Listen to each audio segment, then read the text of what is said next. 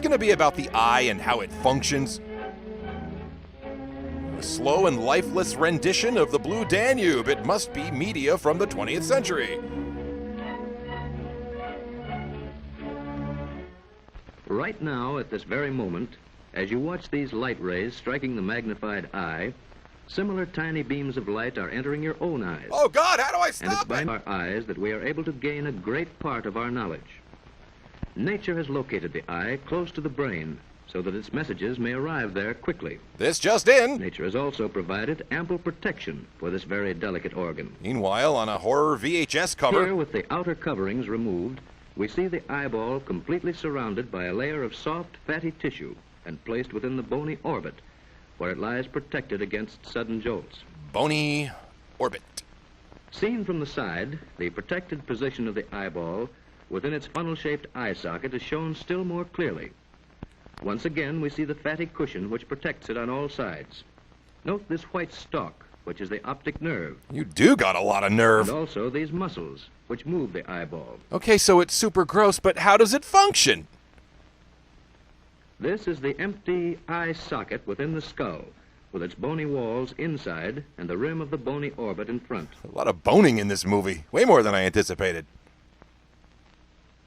By gradually restoring the outer portions of the skull and also the covering tissues, we can now realize the location of the entire eye in relation to the outline of the face. Yep. There it is, next to the nose, right where I left it. Another important safeguard to the eye is the tear gland, which secretes the tear fluid. Oh, boo-hoo! This is an effective germicide which drains through the tear ducts into the nose after flushing and cleaning the entire eye surface. Liberal tears contain nourishing properties not yet understood by science. The eyeball itself has a white, glistening surface. Its front part bulges and forms a highly transparent window. Oh, that's the best kind of window. In this sectional view, the capsule of the eyeball is seen to have 3 layers. This thick, tough outer layer is called the sclera and serves to protect the delicate structures within. Shout out to Brian Scalera. This transparent bulging portion is called the cornea. Notice also the crystalline lens, which is one of the main features of the eye mechanism. Okay, I noticed The it. second layer is called the choroid. It consists of 3 different belts or zones. The first zone is called the choroid proper and is the part that carries nourishment to the tissues of the I eye. guess Eric Carmen was right. I do have hungry eyes. The next zone is called the ciliary body. Huh? This is a broad ring-shaped band of thin muscle fibers which play a very active and vital part in the visual adjustment of the eye. Isn't there some kind of jelly? When do we get to the jelly? The third zone is the well-known iris, which expands and contracts the pupil much like the diaphragm of a camera. The iris will soon be described in greater detail. Oh, I don't think that's necessary. You've already been quite thorough. Here is an outside view of the entire choroid, which shows the dense network of arteries and veins carrying nourishment to the eyeball. You can also see the shape of the ciliary body and the iris. A shape that can only be described as roundishness. The innermost layer of the eyeball is the retina, a very delicate membrane. The retina is actually a part of the optic nerve which transmits the light impulses to our brain. The retina is the most important and complex structure in the eyeball. It's a magic eye picture. Magnified many hundred times, the retina is seen to consist of this complicated arrangement of rods and cones, which convert light waves into nerve impulses in some manner which even science of today cannot fully explain. Oh, what am I paying science of today for? Between the lens and the cornea is the aqueous humor, consisting mostly of water and a little salt.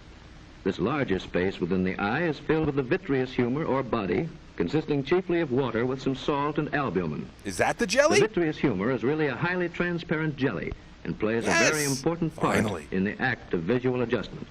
I didn't realize eyeballs were so humorous. Thus, Sorry. light rays entering the eye must pass in succession through first the cornea, second the aqueous humor, third the pupil, fourth the crystalline lens, and fifth the vitreous humor in order to reach their destination, the retina. At this point, whatever it is I think I see becomes a Tootsie Roll to me. Now, just how do light rays act to form a clear picture within the eye? I don't know, but it's nothing like this. First, let us realize that light rays reflected from any object radiate in all directions, and that as an object moves farther away from us, the angle between the rays that enter our eyes grows smaller and smaller. This is called the Dinky Winky Little Binky effect. And finally, when the object has reached a distance of 15 feet or more, the rays entering our eyes are practically parallel. But what's to be gained by looking at that specific thing so eagerly? Now, nature has provided that parallel rays shall produce a sharp image upon the retina without any effort, and, as one may say, with the eye in a state of complete relaxation. Take 5 eyes, you've earned it. But if a distant object approaches the eye, the angle between entering rays again grows larger. This is the embiggening principle. This increasing angle changes the direction of the light rays as they pass through the lens, so that the sharp image falls behind the retina. Oh, that's how the eye functions. As a result, the image upon the retina tends to become blurred. This blurring causes a response or reflex within our brain, which brings about harmonious internal adjustments of all parts of the eye. This adjustment is called accommodation. Sounds like hippy-dippy socialist talk to me. Accommodation restores the sharply focused image with marvelous speed and accuracy. This is all the more remarkable because the distance between lens and retina is fixed, and the lens itself must change its shape. It's nature's Roger Deakins. It is well for us to know that our eyes are one of our greatest gifts of nature and are indeed worthy of our constant care and protection. Does staring at a bright digital screen at a distance of mere inches for hours a day count as care and protection?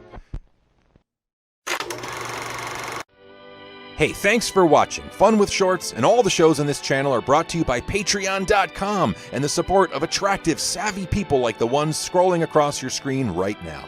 Check out the links in the description for all my stuff at Patreon, Etsy, and elsewhere, and I will see you again real soon.